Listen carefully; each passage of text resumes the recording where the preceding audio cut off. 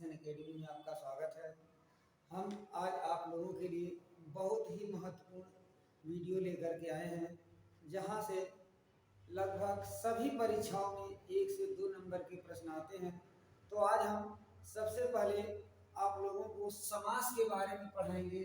समास क्या होता है, तो देखिए समास की परिभाषा क्या होती है।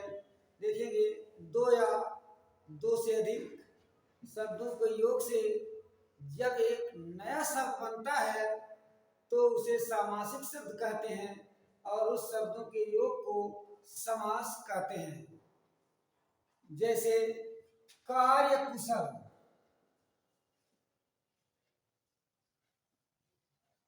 कार्य कुशल, यहाँ दो शब्द है, एक कार्य एक कुशल।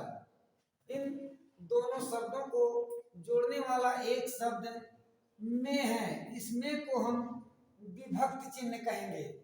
इसी जोड़ने वाले शब्द को समास कहते हैं। अब चलते हैं समास की उत्पत्ति। समास की उत्पत्ति, समास की उत्पत्ति। तो समास की उत्पत्ति आस धातु में सम उपसर्ग जोड़ने से हुई है। सम का शाब्दिक अर्थ है भली प्रकार से, आस का अर्थ है फेंकना, अर्थात किसी शब्द को अच्छी तरह से दूसरे शब्दों के साथ मिला देना समास की उत्पत्ति कहलाता है। फिर देखते हैं समास की विशेषताएं क्या होती हैं। तो देखिए दोस्तों, समास में कम से कम दो शब्दों या दो पदों का होना आवश्यक होता। क्यों? क्योंकि जब तक दो पद एक नहीं होंगे तब तक हम उनको मिला करके एक साथ नहीं कर सकते। फिर अगला इसका विशेषता है, ऐसे मेल वाले दो या अधिक पद मिल करके एक हो जाते हैं जिनसे समास की रचना होती है। फिर चलते हैं अगली विशेषता पे, ऐसे मिलने वाले पदों में विभक्ति का लोप हो जाता है। जैसे गंगा जल, गंगा जल, इसका विच्छेद करेंगे तो हो जाएगा गंगा का जल। तो ये का शब्द का लोप होता है, लेकिन विग्रह करने पे हमें विभक्ति चिन्ह दिखाई देता है। फिर आते हैं अगली विशेषता इसकी है, संस्कृत तत्सम शब्द होने पर भी संधि की स्थिति में आने पर उसमें संधि विच्छेद भी उसमें होता है। जैसे हम कह सकते हैं शीतोष्ण, शीतोष्ण, इसका अगर हम संधि विच्छेद करें तो शीत धन उष्ण, तो यहाँ पर छोटा आ और यहाँ उ है, दोनों मिलकर के ओ हो जाएंगे। तो कुछ शब्द ऐसे होते हैं जहां पर समास के साथ साथ आपकी संधि भी पाई जाती है। अब देखते हैं संधि और समास में अंतर क्या होता है। संधि और समास में अंतर, तो संधि क्या होती है और समास क्या होता है, आप सभी लोगों को मालूम भी होगा। दो वर्णों के मेल को संधि कहते हैं, जबकि समास में दो पदों का योग होता है। दूसरी विशेषता है, संधि में दो वर्णों के मेल और विकार की संभावना रहती है, जबकि समास में दो पदों में प्रत्यय का लोप हो जाता है। फिर आगे देखते हैं, समास संधि को तोड़ना विच्छेद कहलाता है और समास को तोड़ना विग्रह कहलाता है। ये अंतर होते हैं। आगे हम चलते हैं समास के भेद। समास के भेद, तो मित्रों समास के कुल 6 भेद होते हैं। पहला अव्ययी भाव समास, अव्ययी भाव समास। अब हम पहले एक एक की व्याख्या करते हुए चलते हैं। अव्ययीभाव समास क्या होता है? जिस समास का पहला पद अव्यय हो और वही मुख्य या प्रधान हो, उसे हम अव्ययीभाव समास कहते हैं। जैसे यथाशक्ति, यथा शक्ति, इसका विच्छेद करेंगे तो हो जाएगा शक्ति के अनुसार, शक्ति के अनुसार। दूसरा शब्द हम लेते हैं व्यर्थ, व्यर्थ, इसका विच्छेद करेंगे हो जाएगा बिना अर्थ का, बिना अर्थ का व्यर्थ। इस तरह से हम देखते हैं बेफायदा, बेफायदा, बिना फायदा के,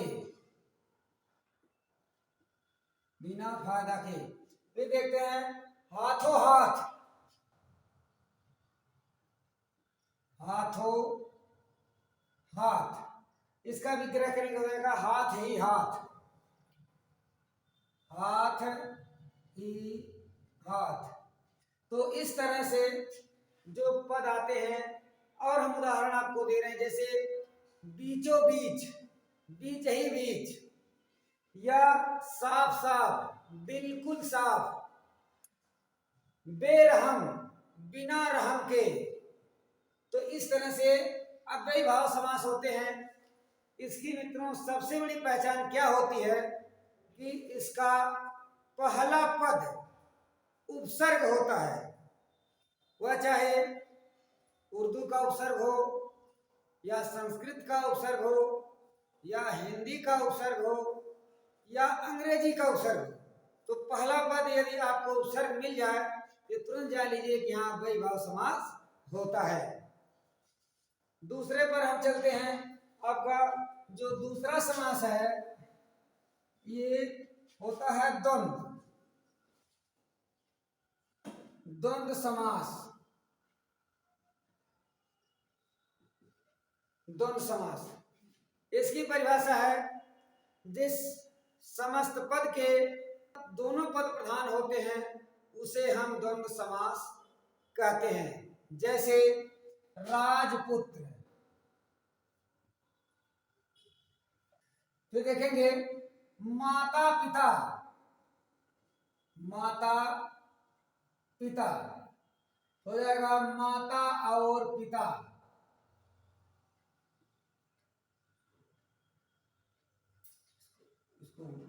माता और पिता। इसी तरह से और हम देखेंगे भाई बहन, भाई और बहन, ऊपर नीचे, ऊपर और नीचे। तो आते हैं द्वंद्व समास के भेद। द्वंद्व समास के कितने भेद होते हैं? तो मित्रों द्वंद्व समास के 3 भेद होते हैं। पहला देखते हैं इतरेतर द्वंद्व, इतरेतर द्वंद्व। दूसरा आपका है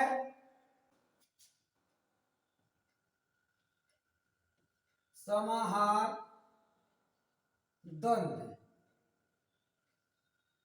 तीसरा है वैकल्पिक द्वंद्व, वैकल्पिक द्वंद्व। ये द्वंद्व समास के 3 भेद होते हैं।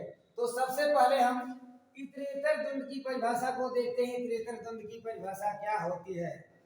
इस द्वंद्व समास के दोनों पदों के बीच और तथा शब्द होते हैं तथा 2 महत्व के योजक शब्द जुड़े होते हैं। जैसे लोटा डोरी, लोटा डोरी, इसका विग्रह करेंगे तो हो जाएगा लोटा और डोरी, लोटा और डोरी। आगे चलते हैं, जैसे नमक मिर्च, नमक और मिर्च, भला बुरा, भला और बुरा, देश विदेश, देश और विदेश, गर्म ठंडा, गर्म और ठंडा। फिर चलते हैं दूसरा, समाहार द्वंद, ये दूसरा आपका है समाहार द्वंद। समाहार द्वंद में चलते हैं तो इसकी परिभाषा क्या होती है, जिस द्वंद समास के उसके पदों के अतिरिक्त अन्य प्रकार के अर्थ भी हमें प्रतीत हो उसे हम समाहार द्वंद कहते हैं। जैसे देखिए, रोटी दाल, रोटी दाल, ये इसका विग्रह करेंगे तो रोटी और दाल हो जाएगा, लेकिन इसका एक अन्य अर्थ भी हमें प्रतीत होता है, ये भोजन के अर्थ में होता है। आगे हम देखेंगे अन्य जल, अन्य जल, इसका विग्रह करेंगे तो हो जाएगा अन्य और जल, अन्न और जल, लेकिन यह संपूर्ण भोजन का अर्थ देता है। या हम कह सकते हैं रुपया पैसा, रुपया और पैसा, यह संपत्ति के अर्थ में होता है। फिर कहें हृष्ट पुष्ट, तो आपका ये स्वास्थ्य के अर्थ में आ जाएगा। फिर कहते हैं नाक कान, तो ये नाक और कान विग्रह हो जाएगा, लेकिन ये शरीर के अंग के अर्थ में आएगा। आगे कहते हैं धनी मानी, तो यह एक तरह का जो आपका धनी मानी शब्द है, यह विशेष व्यक्ति के लिए होता है। या हम इस तरह भी कह सकते हैं कपड़ा लत्ता, तो कपड़ा और लत्ता यह वस्त्र के रूप में प्रयुक्त किया जाता है। तीसरे नियम पर हम चलते हैं, ये जो आपका होता है वैकल्पिक द्वंद, इसको एक शेष द्वंद भी कहा जाता है, एक शेष द्वंद इसको कहते हैं। अब इसकी परिभाषा देखिए क्या है, जहां दो पदों के बीच या अथवा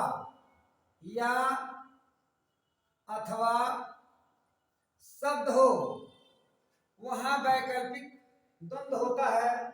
इसमें दो विरोधी शब्द होते हैं, जैसे हम कह सकते हैं थोड़ा बहुत, भला बुरा, रोगी निरोगी, गरीब अमीर, इस तरह के वैकल्पिक द्वंद होते हैं। ये द्वंद समास के तीन भेद हो गए। आगे हम चलते हैं, तीसरा समास जो आपको होता है द्विगु समास है, द्विगु समास।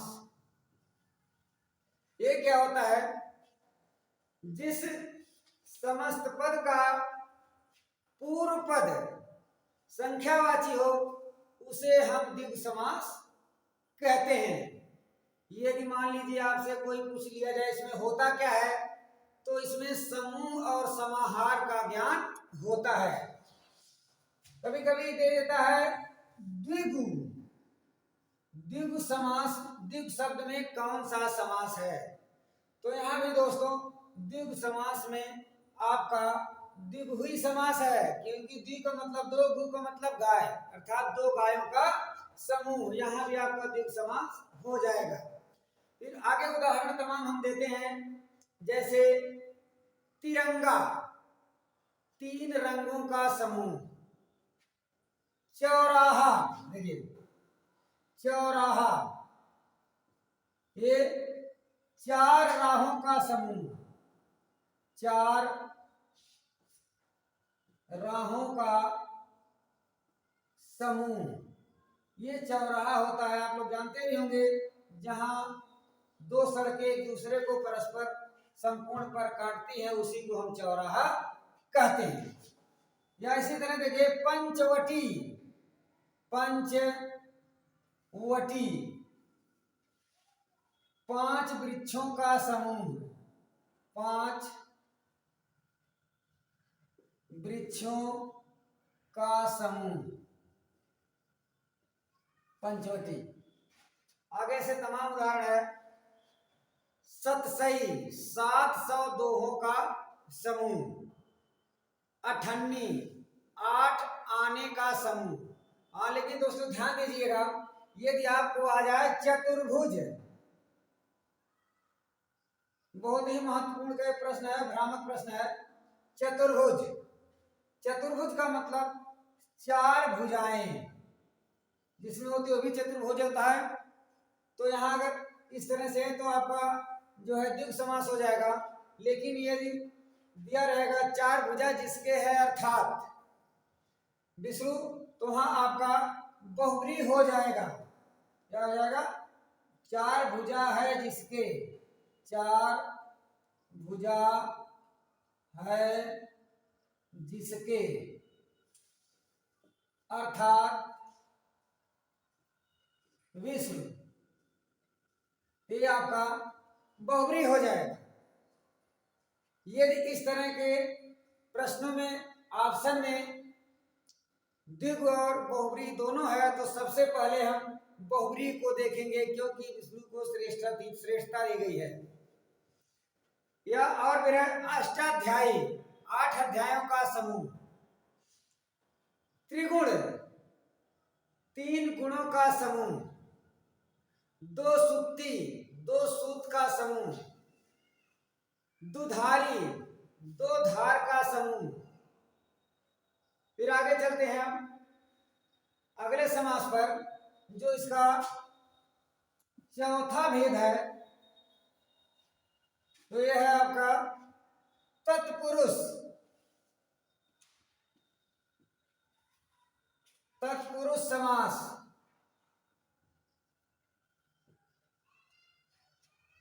तो तत्पुरुष समास क्या होता है? जिस समास में उत्तर पद प्रधान होता है तथा दोनों पदों के बीच की विभक्तिकारक चिन्ह लुप्त हो जाता है, वहां तत्पुरुष समास होता है। विभक्ति के अनुसार तत्पुरुष समास के 6 भेद होते हैं। दोस्तों इसकी चर्चा हम कल करेंगे।